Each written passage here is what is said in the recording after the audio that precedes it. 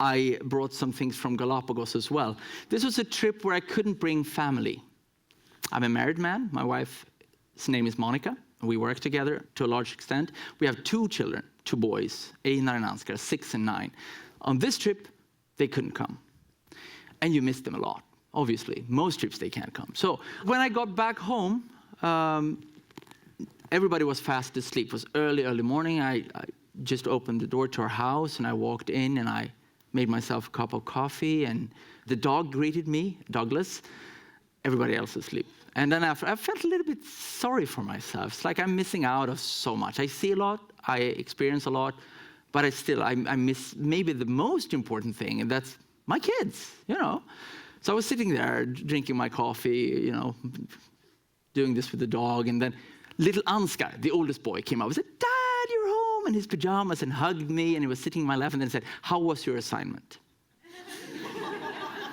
I said, "Good, but never mind that. I'm home now, darling. This is so good to see you. How are you? Did you get any good pictures?" And I said, "Yeah, well," I said, "can you show me?" So I was sitting down with the computer showing him this land iguana with this Galapagos mockingbird, talking about this very interesting sort of collaborative effort, the bird rinsing parasites, the big lizard that's a vegetarian is actually walking through the vegetation, scaring up insects that the mockingbird can eat, etc. It's a nice symbiotic relationship, and he was like fascinated by this, Ansgar. And he said, "Well, this is wonderful, Dad." And he was really interested.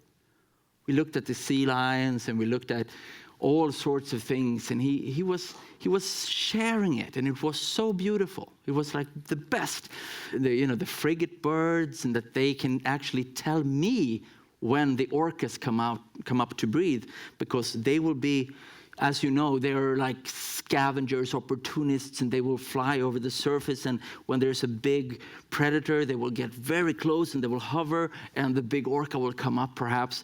And I told him about that, and he was like, "Wow." But when we came to this set of photographs, he, especially here, he said, "Dad, this little boy, these are your best photographs ever." And I said, "Well, gee, thanks."